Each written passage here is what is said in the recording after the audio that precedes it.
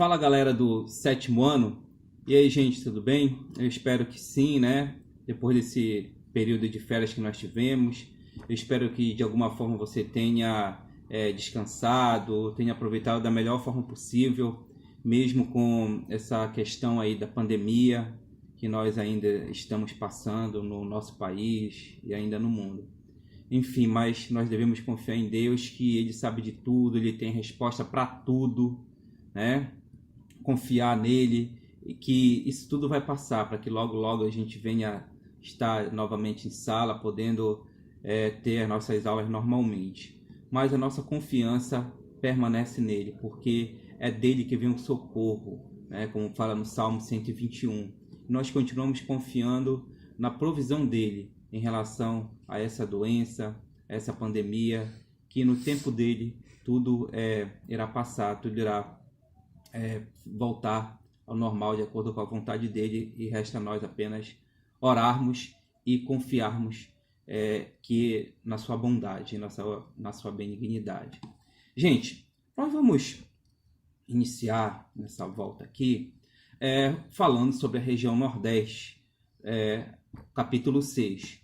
O Nordeste, que foi a primeira região a ser ocupada no que viria a ser o Brasil, né? Então, a região Nordeste, ela é a região que possui o maior número de estados no Brasil, 9 no total. Estados como Maranhão, Piauí, Ceará, Rio Grande do Norte, Paraíba, Pernambuco, entre outros, formam a região Nordeste. Também do ponto de vista populacional, a região Nordeste ela é a segunda região mais populosa do Brasil, com aproximadamente 53 milhões de habitantes.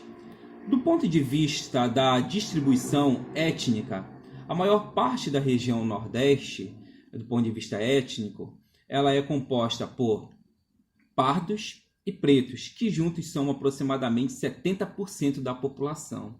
Depois, brancos, com aproximadamente 29,2%, e indígenas, com aproximadamente 0,5%.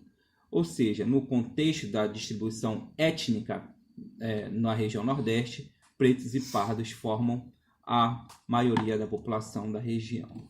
Gente, e quando começa esse processo de ocupação da região Nordeste?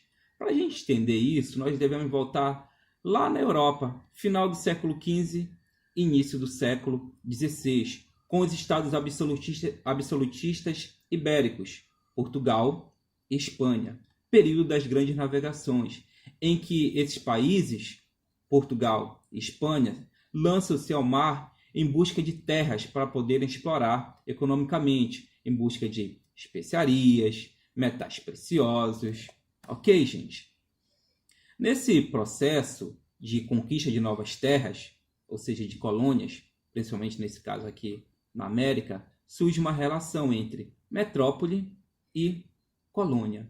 Nesse caso aqui, Brasil, colônia, sendo a colônia, e a metrópole sendo Portugal. Ok? Relação entre Brasil, colônia, e a metrópole portuguesa. Os portugueses chegam aqui no Brasil em 1500, desembarcam hoje no que é a cidade de Porto Seguro. Ok? E durante esses primeiros 30 anos, entre 1500 e 1530, não houve um grande interesse da coroa portuguesa em explorar economicamente o seu território aqui na América. Durante esses primeiros 30 anos, entre 1500 e 1530, a coroa portuguesa ela desenvolve a atividade econômica da extração do pau-brasil. É a única atividade econômica que é exercida durante os primeiros 30 anos, a extração do pau-brasil. O pau-brasil que foi utilizado bastante para tingir tecidos no continente europeu. A exploração foi tão grande que já nas primeiras décadas ele já começou a se tornar escasso no litoral brasileiro. Ok?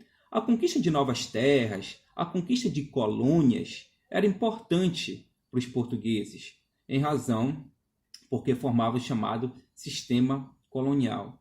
O sistema colonial, nós podemos caracterizar ele falando sobre o pacto colonial. né? O que era o pacto colonial que caracterizava esse sistema colonial?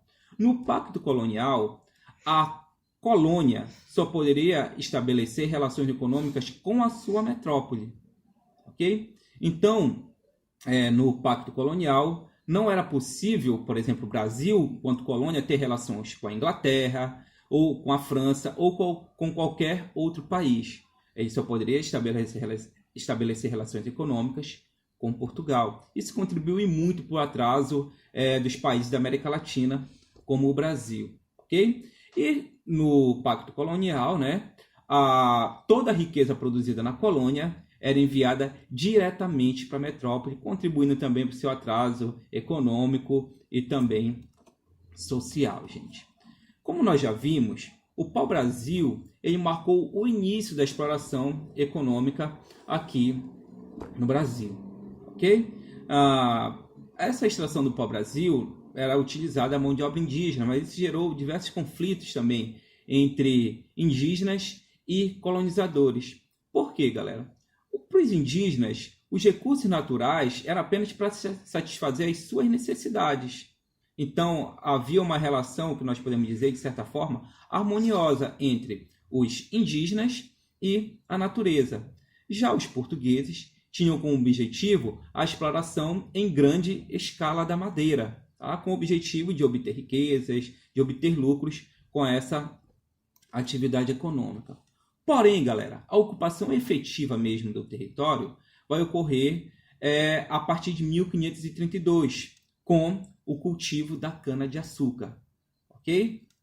Esse cultivo da cana-de-açúcar ele vai se desenvolver principalmente nos estados da Bahia e também de Pernambuco.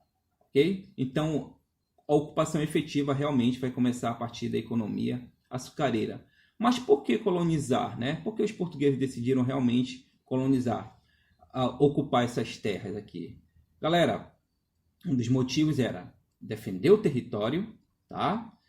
De outras nações estrangeiras, ingleses, franceses, holandeses, estavam dispostos a tomar essas terras, então o objetivo era defender o território, gerar riquezas, tá? Através, nesse caso aqui, do cultivo da cana-de-açúcar, e também a busca por metais preciosos. Se a gente lembrar lá do 6º ano, que nós trabalhamos em estudos regionais, né, do mito do Eldorado, da terra do Eldorado, em que os colonizadores vinham para cá em busca dessa terra, em que tudo era feito de ouro. Gente. Então, por que colonizar? Os portugueses decidiram realmente colonizar efetivamente esse território aqui para defender de outras nações estrangeiras, em busca também de metais preciosos, como ouro e prata, e também para gerar riquezas com o cultivo da cana-de-açúcar. Ok, gente? É isso, depois a gente continua esse assunto.